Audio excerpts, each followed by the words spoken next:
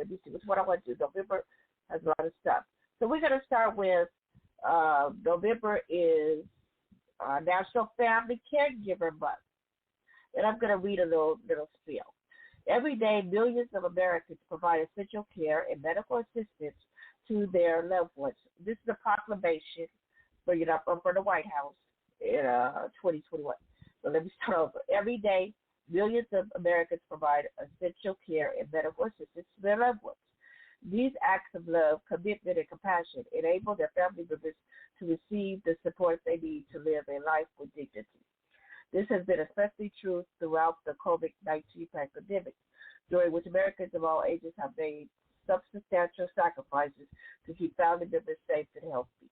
During National Family Caregivers Month, we recognize the important role of our nation's family caregivers and thank them for the invaluable and instrumental care they provide. And I'm going to stop right there. So if you're blessed to have a caregiver in your life, please thank them. I'm going to say thank you to thank you, Miss Vicki. Okay. I think we talked about this in the past. Vicki, I will always be my co-DJ. She's also best friend, benefit partner. She's also my caregiver.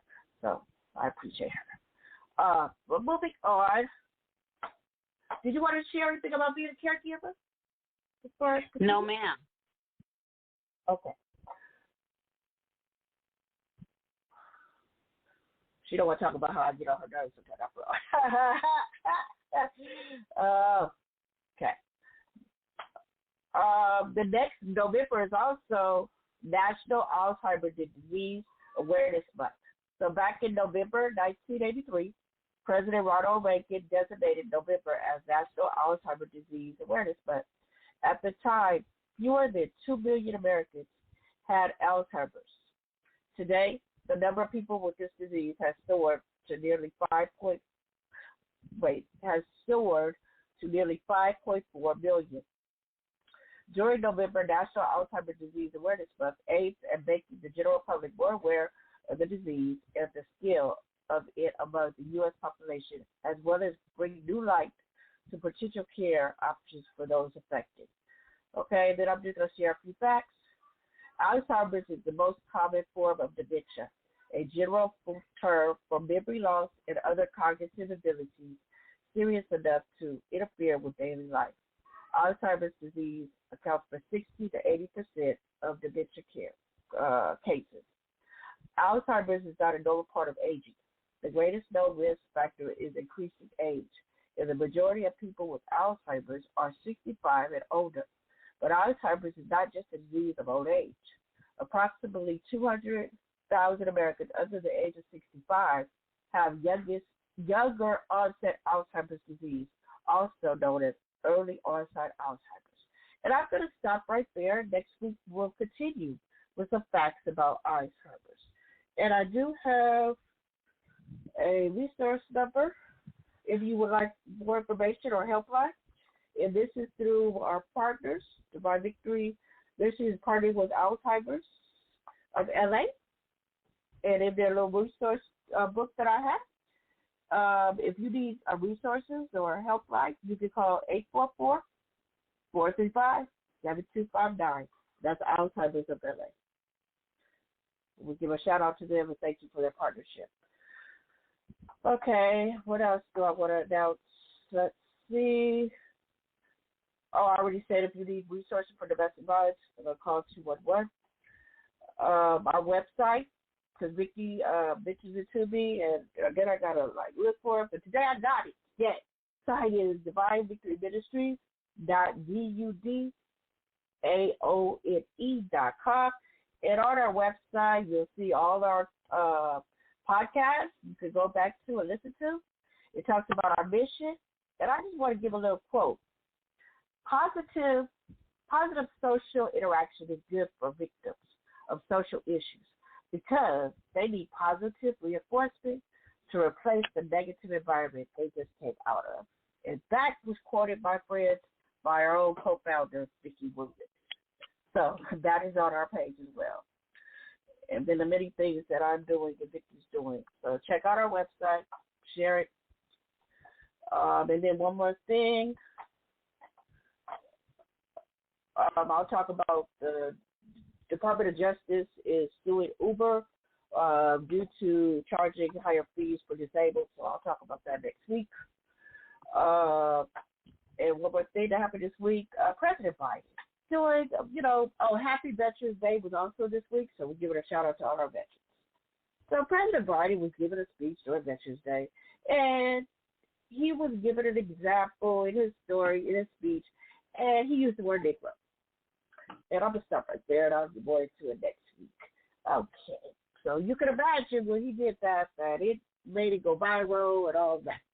So I'll just leave it there and explain next week. Hopefully I don't forget. All right. So let's get into our story. So we're continuing our story, being storytellers, Vicki and I. Carrie Kingsbury is the author, and the book is Divide. And we have went through chapters 1 through chapters 7, and today we will do chapters 8, 9, and 10. So, Ms. Vicki, do you want to cap or you just want me to start? How do you want to do this? We could just give a brief summary. I'll give a brief summary. So we're talking about the book, the novel called Divine. Author's name is Karen Kingsbury. She's a Christian fictional writer, and she's really, really good. She really brings the subject matter, and she delivers it in a practical way. So this particular book is about domestic violence, but all of her books are not about domestic violence. She talks about a wide range. She focuses on a wide range of subjects. This is just one of her books. And there's an awesome character who's like a hero in a lot of victims' lives. Her name is Mary. She was a victim herself, and she became a hero. So she's helping different women that went through the same or similar or very traumatic experience of abuse, and ended up going down that road of the things that you tap into when it's really when it's very traumatizing, and you end up doing other things. Like I said, how it can become a vicious cycle. Their lives became a vicious cycle with domestic violence. And so DJ Dika is going to narrate the story. So at this point, so the Mary, she is a advocate, but she has a degree, a doctor's degree, but she's a social worker, and she has 5 shelters, women's shelters, and one of her what do you call them? One of the ladies that have crossed. Well, every now and then a lady crosses the path of the shelters that is like really a traumatic experience that the women have experienced, and she'll take the case on and do one-on-ones with them. And so at this point, she's doing a one-on-one with one of the ladies that came through her shelter, and she has 2 children. So now we're in chapter 8, and we're going back and forth. I just wanted to say that we were reflecting on the woman's name that's sitting in her office. Name is Emma, and so we're reflecting on her life and her mother's life, on how she got to where she is right now, that she's sitting in the chair at the shelter, being in the condition of being wounded and battered, and, in the state of mind that she's in. So the story is reflecting on that. And then it goes back and forth to Mary's story, because Mary is sitting in the office with Emma, telling her story, hoping to reach Emma to help her to come out of what she's going through. Because Emma, sitting in her office, is a drug addict and is suffering from a lot of different things, mental illness and everything else. And so Mary is using her story and her passion and her empathy to draw this young lady so that she can get her the help that she needs. So DJ Dika, if you want to take over from here. Yes, I'll do that. But let me I just want to say one more thing. Also, we're talking. They're reflecting on Emma's story, but like I said, Mary's telling her story, so they're reflecting on her as well. Like she's telling her story. So as we go through the chapters, we'll try to make sure we identify who DJ Dika is talking about, because they're going back from. They started with Mary's story, and then they went to Emma's story, and then they went back to Mary's story. So they're kind of going back and forth. So we'll try to help keep you up to date on what's going on as we're talking about it. But also, I think that it would be good if you can read the book too. But Dika does a pretty good job telling the story. But they have it in Audible. If you don't want to physically sit down and read it, they have an Audible version as well. So go ahead, DJ Dika. Okay. I just want to do a side note. Please check out our website, because this is probably it. I'm just engaged to our website. So check it out. Thank you, Yaya, who created our website. And also, I usually do a sports update. Well, while I'm in the studio listening to Vicky, the Raiders are on. So y'all know that's Vicky team. I like the Raiders too. But they're playing against my other teams, Kansas City. So right now, Kansas City is in the lead, and the Rams is playing tomorrow. Okay, that's not good, y'all. Sports update.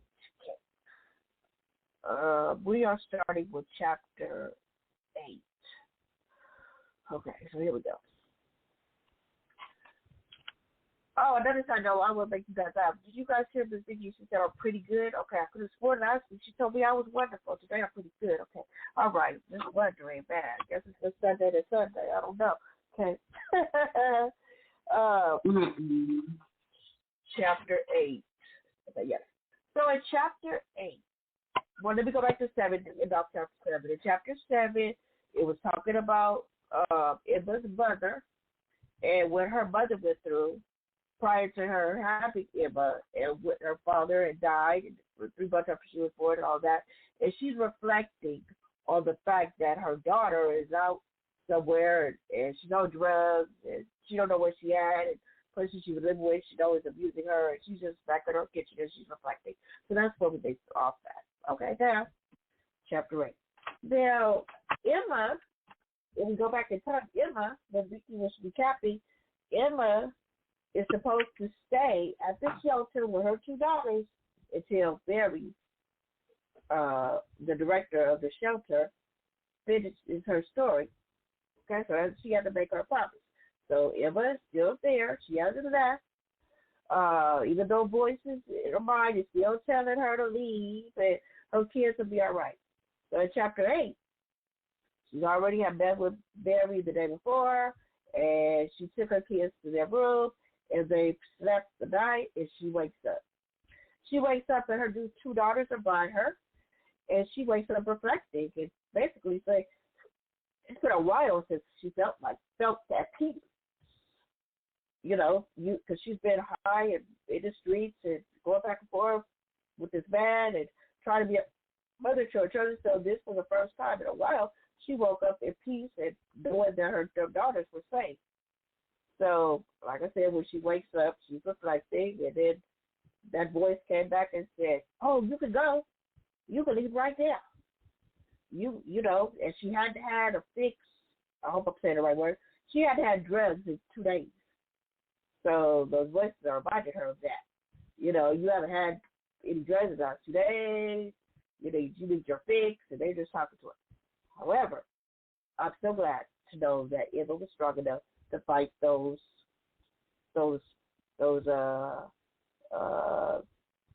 sayings that was in her mind, because she did think about it for a second. She did say, "Oh, I can go back to Charlie, and I'll do the right thing. And once I do the right thing, then he'll be loving to me, and we can go back and be a normal family, a loving family." So she did think about it, but I'm glad that she decided to stay. Get her girls up to get dressed, and they go downstairs to the cafeteria for breakfast.